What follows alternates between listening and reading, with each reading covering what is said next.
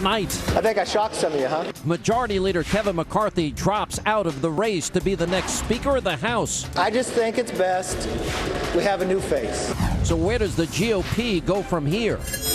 Then more foreign hackers reportedly try to access Hillary Clinton's server. The dereliction of duty of Secretary Clinton is being revealed here. Ed Henry has a full report, and Rudy Giuliani on if Hillary could end up in jail. The NRA's position reminds me of negotiating with the Iranians or the communists. And Clinton makes a ridiculous claim about the NRA as Democrats get ready to push for more gun control. Katie Pavlich and Bo Dietl are here tonight with reaction. Then British Prime Minister David Cameron sharply condemns radical Islam. We need to confront, and I mean really confront, extremism. So why is this president afraid to do the same? Hannity starts right here, right now. Welcome to Hannity Tonight. Shockwave sent through Washington, D.C. as House Majority Leader Kevin McCarthy announced earlier today that he is dropping out of the race to replace John Boehner as Speaker of the House. Now listen to how he came to this decision. We've been going through this campaign, talking to a lot of members, but the one thing I've always said to earn this majority, we're servants. We should put this conference first. And I think there's something to be said for us to unite. We probably need a fresh face. I'll stay on as Majority Leader. I don't want making voting for Speaker a tough one. I don't want to go to the floor and win with 220 votes. I think the best thing for our party right now is that you have 247 votes on the floor. If we are going to be strong, we got to be 100% united. Here now with reaction, the host of Special Report, our friend Bret Baier, is with us. Bret, let me talk about the power of the House Freedom Caucus, because they came out, they said that they would be united not only in today's vote had it occurred, but they would unite on October 29th in the roll call vote, which is open for Speaker. That means that Kevin McCarthy, if they stayed united, wouldn't have a path to 218. That's exactly right. That's how the numbers line up. And the fact that that caucus stood together and said they would never vote for Kevin McCarthy, his thought was they could peel a couple off there of the 40 to 50 members as a part of that caucus, and he couldn't. They didn't have the numbers, and he did not see a path to 218. He's talking about, I didn't want to get elected by 220. He just didn't have the 218 needed, and I think he realized that in that conference, and that was the decision. At least that's what we can gather from everything we've heard from the people in that room. Bannered out about today, but names that we might know and recognize like Paul Ryan, Trey Gowdy, Jim Jordan, all say they don't want the job. We hear of people like Congressman Conway, Congressman Flores, Tom Price of Georgia. All of these, Andy Harris is a name that has come up. Congresswoman from Tennessee, we all know, Congresswoman Blackburn. Any other names you're hearing? Well, Kathy McMorris Rogers, who's the conference chair, the Republican conference chair. But there's a real pressure for Paul Ryan to accept, to reconsider the fact that he get back in. And in fact, Speaker Boehner is said to be making phone calls and has made 2 long phone calls with Ryan today. Gowdy is said to be pressuring Paul Ryan to accept this, and because they believe he's the consensus candidate that can bridge all of the different sides of the Republican conference. Really, Sean, the big issue here is how do you get to 218? And barring that magic number on the House floor, Speaker Boehner stays in this position until they get to that number. And that could mean beyond the end of the month, when they are dealing with some really big items, that he may steer through the floor that maybe pass without a lot of Republican votes. I talked to a number of members today, and you don't have to be a member to be the Speaker. And they brought up the name Newt Gingrich. Is that a possibility? His name has been floated out there. Also, former Senator Tom Coburn from Oklahoma. His name has been out there as well. Anything is possible, because you're right. You don't have to be House Speaker. You just have to get to that magic number of 218. The question is whether someone outside the House could actually receive the consensus of all sides. You know, I think that the Freedom Caucus has a lot of the members. This is, 200, have a lot of power as well. Somebody who can kind of walk through the different elements of this conference. All right, Bret Baier, thank you so much. Weeknight 6 Eastern right here on Fox. Here now with more reaction to today's big news. Two members of the House Freedom Caucus, Colorado Congressman Ken Buck, Alabama Congressman Mo Brooks. Thank you both for being with us. Congressman Brooks, let me start with you. Would Paul Ryan be a consensus candidate if he could be talked into it? He said many times he doesn't want the job. Well, I believe there are plenty of people in the Republican conference who would make excellent speakers. Certainly Paul Ryan is right there. Yeah. Congressman Brooks, you agree with that? Congressman Buck, yes. Congressman I do Buck. think, Yeah. I do think Paul would be credible. I think he has a lot of integrity. I think he has traveled the country and knows a lot of people, and I think he's one of those that people have to consider. Let me ask you both this important question. Is the House Freedom Caucus committed to ensuring that a conservative that will fight and not waver on issues that involve using the power of the purse, stopping executive amnesty, stopping the funding of Obamacare and Planned Parenthood, is that imperative to you, Congressman Mo Brooks? And will you stay united as a caucus? Oh, absolutely. What we need in Washington, D.C. are representatives who are committed to rising to the challenges that America faces. It might be national security issues. It might be the battle between free enterprise and socialism. It might be deficit and debt.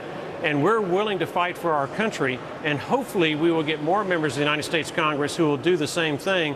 And the Freedom Caucus is just trying to raise the issue, elevate it, so that people better understand the risks that America faces and how it's time to do extraordinary things rather than business as usual. Congressman Buck. I think that's absolutely right. I think what's also important is the process. I think we have to find a speaker who is committed to regular order, who is committed to allowing the minority of the majority to have a voice and to be heard. And I think it's going to be critical that whoever runs for this in front of the entire conference talks about the importance of letting the process go forward. All right, thank you both for being with us. We appreciate your time. Here now with more reaction. 2016 Republican presidential candidate, Ohio Governor John Kasich. How are you, sir? Good to see you. Sean, good to see you. Welcome to the New York City, where rats outnumber people. You were the chairman of the House Budget Committee. You were the last Congress to really balance a budget. Yeah, I was the architect. Since John Boehner's been Speaker, our debt has gone up $4.1 trillion. 60% of Republicans feel betrayed by Republicans in Washington. Can this be fixed? Oh, absolutely, Sean. Look, I mean, when I left, we actually had a $5 trillion projected surplus over 10 years. When I went into Ohio, we were 20% of our operating funds in the hole. Now we're running a $2 billion surplus. And I'm going to increasingly lay out a plan that gives us a roadmap to a balanced budget. And look, in order to balance a budget, you got to shake everything up. I mean, you got to have more than an evolution. It has to be a shaking from top to bottom. And frankly, with a president that's willing to do it, I think you can unite the House. I think you can unite the Senate. I think you can get it done. And I was part of doing it. It's not easy, but leadership really matters. And if you lead as an executive, it's amazing how you can unite people. You guys got huge things done. We did. You got welfare reform. You balanced a real budget with real numbers. And I remember the fight. Yeah. You also went through did a shutdown. Okay, well, I was going to say, this Republican Party in Congress has this inordinate paranoia and fear that they'll be blamed for a shutdown, which I would argue has rendered them impotent. Is that a fair? Well, I think you have to be always willing to take tough action, Sean, but you got to see a result that'll work. So you might say, why were you involved in a shutdown against Bill Clinton? Because Bill Clinton was a guy that if there was a riot coming at him, he'd get in the front of it and call it a parade. We knew he'd wilt. So I think you have to fire out there, but you can't get yourself in a position where things don't work, because then people say, what are these people doing down there? We need a president. We need a president who's not only going to bring us a balanced budget, tax reform, regulatory reform. We've got to promote energy across the board. I mean, we can revive this country. I've done it. I did it in Ohio and in Washington. The penny plan. You cut a penny out of every dollar. A penny, and you know who fought it? Republicans and Democrats. You're right. And we lost by a few votes, but it was the first shot heard in the war to balance the budget. Repatriated money, trillions overseas. You make us the tax haven of the world. Corporate tax rates. I don't think it would all help those things. Sean, I think you could get that money back to our country. I think you could repatriate and have corporate tax reform, all designed to give workers the tools for higher productivity and higher Trillions wages. of dollars that would be used for manufacturing centers in Ohio and elsewhere. No question. Newt Gingrich was the speaker when you got all of these things done. I had him on my radio show today. He offered words of advice for Republicans in the wake of McCarthy's announcement. Let's play that. Now that we're at this point, how do we move forward? And my only advice to the House Republicans, and I was for Kevin, I thought Kevin was the best prepared person, but it's clear that we are in a much bigger historic situation. As you point out, it also affects the U.S. Senate, and the Republican senators ought to understand this. You have the top three candidates for the presidency now on our side are all outsiders.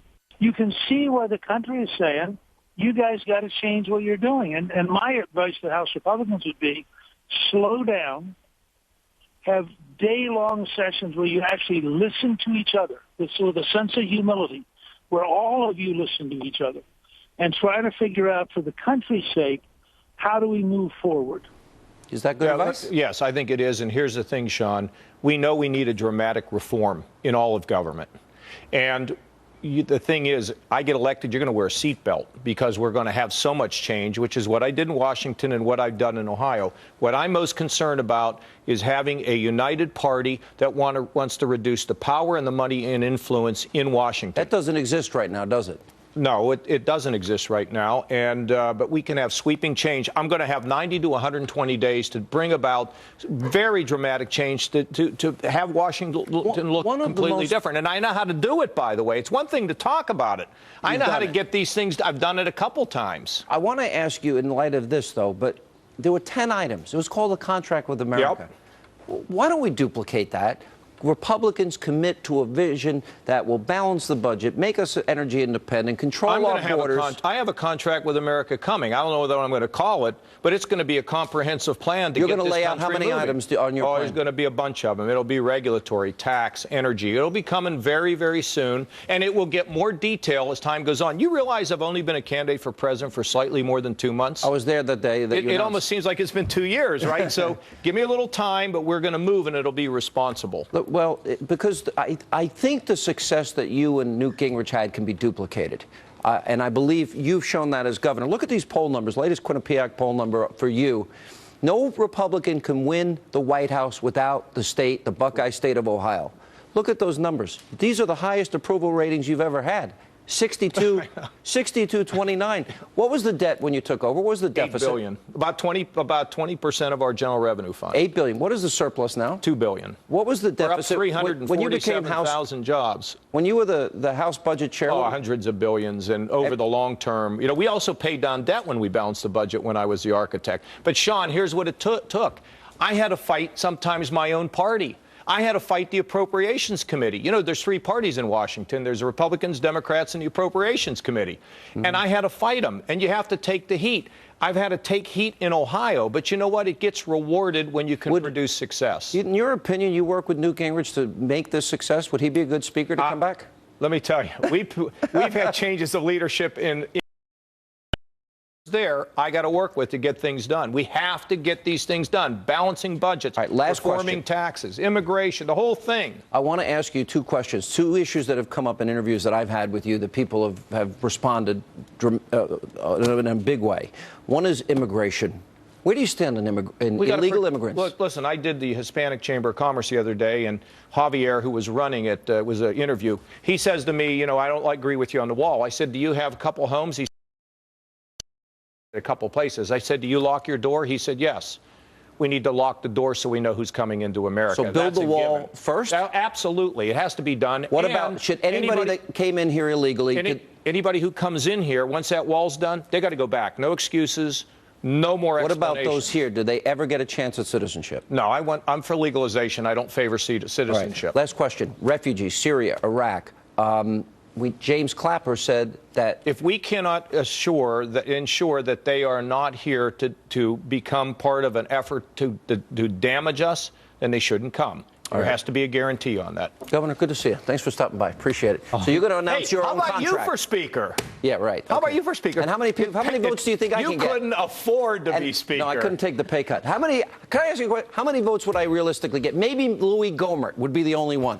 Three of the happiest people in America today. Yeah. John Boehner, Debbie Boehner, And I think Scott Walker's wife probably thrilled that all the heat is off and they can have a little fun. All right. John Kasich, coming up, more reaction to Congressman Kevin McCarthy's shocking decision to drop out of the race for Speaker. Then new damning information related to Hillary Clinton's emails. A report reveals hackers now from multiple countries all launched cyber attacks on her private server. Ed Henry standing by with a full report. Also, Rudy Giuliani weighs in on the possibility could she go to jail? And then later tonight. The NRA's position reminds me of negotiating with the Iranians or the communists. You know, there's no possible discussion. Hillary stoops to a new low when it comes to pushing gun control. That and much more on this busy news night tonight on Hannity.